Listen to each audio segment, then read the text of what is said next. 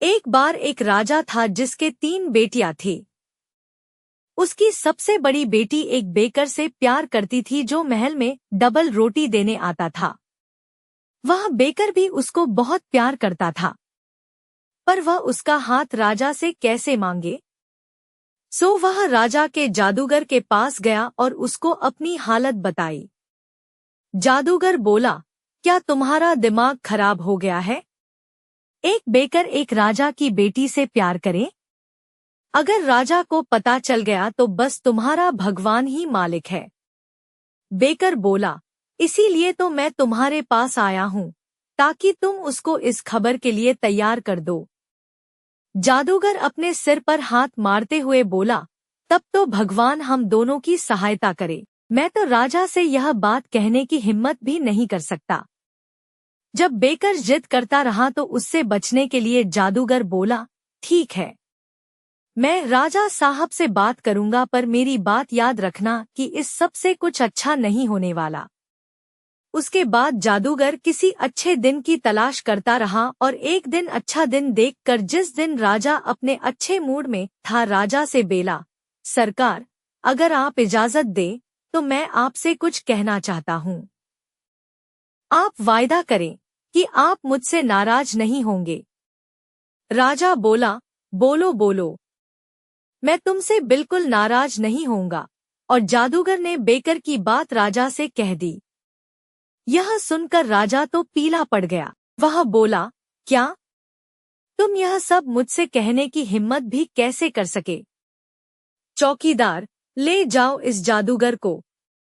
वे जब उस बेचारे जादूगर को लेकर बाहर जा रहे थे तो राजा को याद आया कि उसने तो उस जादूगर से नाराज न होने का वायदा किया था। सो उसने जादूगर को तो छोड़ दिया और बजाय जादूगर के अपनी तीनों बेटियों को पकड़ने का हुक्म दे दिया और उनको केवल डबल रोटी और पानी पर रखने का हुक्म सुना दिया।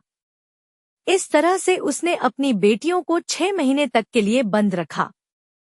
उसके बाद उसने सोचा कि अब तक तो कम से कम उनको अक्ल आ गई होगी, अब उनको थोड़ी सी हवा तो लगने दी जाए। सो उसने उनको एक बंद गाड़ी में नौकरों के साथ एक बड़ी सी सड़क पर घूमने के लिए भेज दिया। जब गाड़ी आधे रास्ते पहुंची तो सड़क पर अचानक ही घना कोहरा छा गया। उस कोहरे में से एक जादूगर निकला।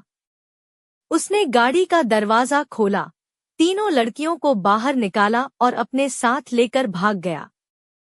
जब कोहरा छटा तो नौकरों ने देखा कि तीनों राजकुमारियां तो वहां से गायब थी और गाड़ी खाली पड़ी थी। उन्होंने इधर उधर बहुत पुकारा, बहुत ढूंढा, पर उन राजकुमारियों का कहीं पता नहीं चला। वे बेचारे खाली गाड़ी लेकर वापस महल चले आए। अब राजा बस एक ही काम कर सकता था कि उसने अपना एक आदेश जारी कर दिया कि जो कोई भी उन तीनों लड़कियों को ढूंढ कर लाएगा वह उन तीनों लड़कियों में से किसी एक से शादी कर सकेगा। उस बेकर को भी महल से उसी समय निकाल दिया गया था। महल से निकाले जाने के बाद वह अपने 2 दोस्तों के साथ दुनिया की यात्रा पर निकल पड़ा था। एक शाम को एक जंगल में उन्होंने देखा कि एक घर में रोशनी हो रही था। उन्होंने उस महल का दरवाजा खटखटाया तो वह तो पहले से ही खुला था। सो वह दरवाजा पूरा का पूरा बिना किसी कोशिश के ही खुल गया। वे लोग महल के अंदर चले गए और सीढ़ियों पर चढ़ गए, पर उनको कहीं कोई दिखाई नहीं दिया। वहां 3 आदमियों के खाने के लिए एक मेज सजी रखी थी। उस पर खाना लगा रखा था। वे उस मेज पर बैठ गए और वहां उन्होंने पेट भरकर खाना खाया। उनको वहां 3 सोने के कमरे भी दिखाई दे गए जिनमें 3 बिस्तर लगे हुए थे। सो वे जाकर उन पर सो भी गए। सुबह जब वे लोग सोकर उठे तो उन्होंने देखा कि उनके बिस्तरों के पास 3 बंदूकें रखी हैं। रसोई घर में खाने का सामान रखा है, पर वह अभी तक पकाया नहीं गया है। सो उन लोगों ने सोचा कि 2 लोग तो शिकार पर जाएं और एक आदमी घर में रहकर खाना बनाए। बेकर उन दोनों में से एक था जिनको शिकार पर जाना था। सो 2 दोस्त शिकार पर चले गए और एक दोस्त घर में खाना बनाने के लिए रह गया। जो आदमी घर में खाना बनाने के लिए रह गया था वह रसोई घर में आग जलाने के लिए गया। जब वह आग जलाने की जगह कोयला रख रहा था तो उसकी चिमनी के ऊपर से एक सुनहरी गेंद उछलती हुई उसके पैरों के पास गिर पड़ी और आकर वहां रुक गई। उसने बहुत कोशिश की कि वह उसके रास्ते से हट जाए पर वह उसके रास्ते से नहीं हटी। उसने उसे ठोकर भी मारी पर फिर भी वह बार बार उसके पैरों के पास आकर ही रुक जाती थी। जितनी बार वह उसको ठोकर मारता उस गेंद को वहां से हटाना चाहता उसको वहां से हटाना उतना ही मुश्किल होता। आखिर उसने उसमें एक बहुत जोर की ठोकर मारी तो वह गेंद फट गई और उसमें से एक टेढ़ी मेढ़ी छड़ी लिए एक छोटा सा कुबड़ा निकल पड़ा। वह कुबड़ा बहुत ही छोटा था। वह उस आदमी के केवल घुटनों तक ही पहुंच रहा था। पर उस छोटे से कुबड़े ने उस आदमी को अपनी छोटी सी छड़ी से इतनी जोर से मारा कि वह आदमी जमीन पर गिर पड़ा। यहाँ तक कि उसकी एक टॉग में घाव भी हो गया। उसके बाद वह कुबड़ा उस गेंद में घुस गया। गेंद बंद हो गई और चिमनी में से बाहर निकलकर गायब भी हो गई। अधमरा सा वह आदमी अपने हाथों और पैरों पर घिसटता हुआ अपने कमरे में आया और आकर अपने बिस्तर पर लेट गया। खाना पकाने के बारे में तो इस समय वह सोच भी नहीं सकता था। इसके अलावा क्योंकि वह एक नीच आदमी था इसलिए अपने बारे में सोचने के अलावा वह कुछ और भी नहीं सोच सकता था। उसने सोचा क्योंकि मेरी पिटाई हुई है इसलिए मेरे दोस्तों की पिटाई भी होनी चाहिए। जब उसके दोनों दोस्त शिकार से लौटे तो उन्होंने देखा कि शाम का खाना तैयार नहीं था और उनका दोस्त बिस्तर में पड़ा था। उन्होंने उससे पूछा कि क्या हुआ तो वह बोला कि कोई खास बात नहीं, बस यहाँ के बुरे कोयले की वजह से उसको कुछ चक्कर सा आ गया था तो वह गिर गया। अगली सुबह वह ठीक हो गया और बेकर के साथ शिकार पर चला गया। बेकर का दूसरा दोस्त जो घर में खाना बनाने के लिए रह गया था वह रसोई घर में आग जलाने के लिए गया तो पिछले दिन की तरह से उस दिन भी बाहर की तरफ से एक सुनहरी गेंद उछलती हुई आई और उसके पैरों के पास आकर रुक गई। उसने भी उस गेंद को अपनी ठोकर से मारकर बहुत दूर फेंकना चाहा पर वह गेंद भी बार बार उसके पैरों के पास आकर रुक जाती थी। आखिर उसने भी बहुत जोर लगाकर उसको ठोकर मारी तो वह गेंद फट गई और उसमें से फिर वही छोटा कुबड़ा अपनी टेढ़ी मेढ़ी डंडी के साथ निकल आया और उस डंडी से उस दोस्त को इतना मारा कि वह भी अधमरा सा ही हो गया। वह भी वहां से उठकर अपने बिस्तर पर जा लेटा। जब उसके दोनों दोस्त शाम को शिकार से लौटे तो उन्होंने देखा कि शाम का खाना तैयार नहीं था और उनका यह दोस्त भी बिस्तर में पड़ा था। उन्होंने उससे पूछा कि क्या हुआ तो वह भी यही बोला कि कोई खास बात नहीं, बस यहाँ के बुरे कोयले की वजह से उसको कुछ चक्कर सा आ गया था जिसकी वजह से वह गिर पड़ा और उसको चोट आ गई। बेकर बोला, यह बात मेरी तो कुछ समझ में नहीं आई। मैं खुद कल घर पर रहूंगा और देखता हूँ कि क्या बात है। पहले दोनों दोस्त बोले, हाँ हाँ तुम भी रहकर देख लेना, तुमको भी ऐसे ही चक्कर आ जाएंगे। अगले दिन बेकर खाना बनाने के लिए घर पर रह गया और बाकी दोनों दोस्त शिकार पर चले गए। वह भी आग जलाने के लिए रसोई घर में गया तो उसके पैरों के बीच में भी एक सुनहरी गेंद आ पड़ी और बराबर उछलती रही। बेकर एक कुर्सी के ऊपर खड़ा हो गया तो वह गेंद भी उसकी कुर्सी पर चढ़कर उछलने लगी। फिर वह एक मेज पर चढ़ गया तो वह गेंद वहां भी कूद कर चढ़ गई और उछलने लगी। फिर उसने वह कुर्सी मेज पर रख ली और उस कुर्सी पर खड़े होकर शांति से एक मुर्गी के पंख नोचने लगा ताकि वह गेंद कुर्सी की टोगों के बीच में आराम से उछलती रहे। बहुत जल्दी ही वह गेंद उछलते उछलते थक गई और उसमें से वह छोटा सा कुबड़ा निकला। नौजवान, तुम मुझे अच्छे लगे। तुम्हारों दोस्तों ने तो मुझे ठोकर मारी जबकि तुमने नहीं। उनकी तो मैंने पिटाई की पर तुम्हारी मैं सहायता करूंगा। बेकर खुशी से बोला, बहुत अच्छा। तब अभी तो तुम खाना बनाने में मेरी सहायता करो। तुमने पहले ही मेरा काफी समय बर्बाद कर दिया है। जाओ पहले मेरे लिए लकड़ी लेकर आओ और फिर उसको पकड़ कर रखना जब तक मैं उसे काटता हूँ। वह कुबड़ा लकड़ी का एक लट्ठा ले आया और उस लट्ठे को सीधा रखने के लिए उस लट्ठे के ऊपर झुका और बेकर ने लकड़ी काटने के लिए अपनी कुल्हाड़ी उठाई। पर यह क्या?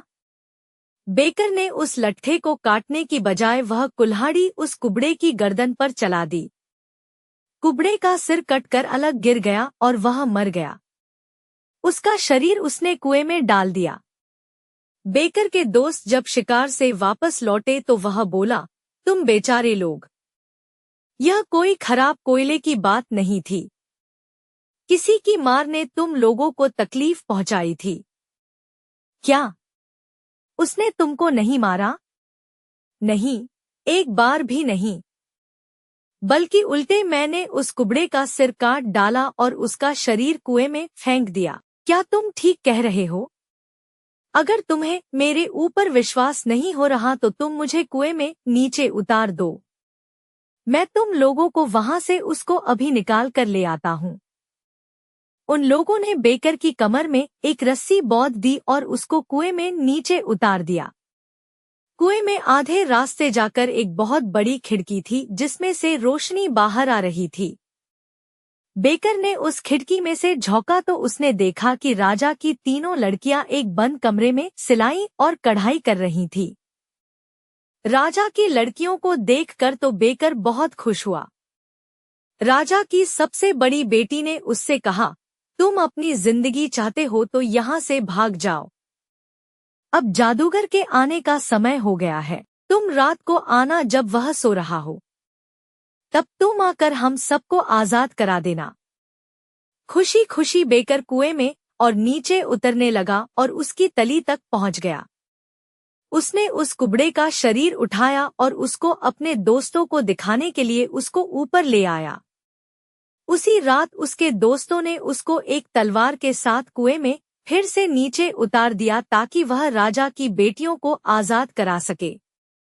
वह उसी बड़ी खिड़की से अंदर घुस गया। वहीं सोफे पर वह जादूगर सो रहा था और राजा की तीनों बेटियां उसको पंखा झल रही थी। अगर वह एक पल के लिए भी अपना पंखा झलना बंद कर देती तो वह जादूगर उठ जाता। बेकर बोला, तुम लोग रुको, मैं इस जादूगर की इस तलवार से हवा करता हूँ। कहकर उसने तलवार के एक ही वार से उस जादूगर का सिर काट डाला। वह मर गया और उसका कटा हुआ सिर कुएं की तली में जा पड़ा। राजा की बेटियों ने अलमारी की ड्रॉअर खोली तो उनमें उनको बहुत सारे हीरे, नीलम और लाल भरे हुए मिल गए।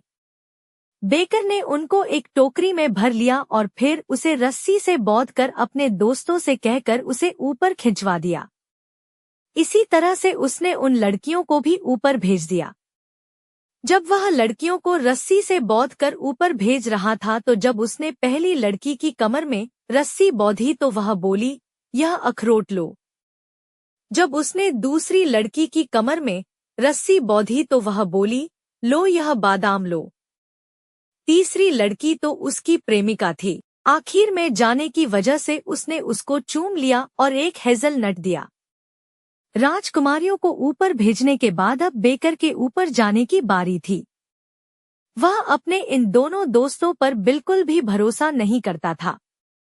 उन्होंने उस कुबड़े के बारे में उससे छिपाकर पहले ही यह साबित कर दिया था कि वे भरोसा करने लायक नहीं थे।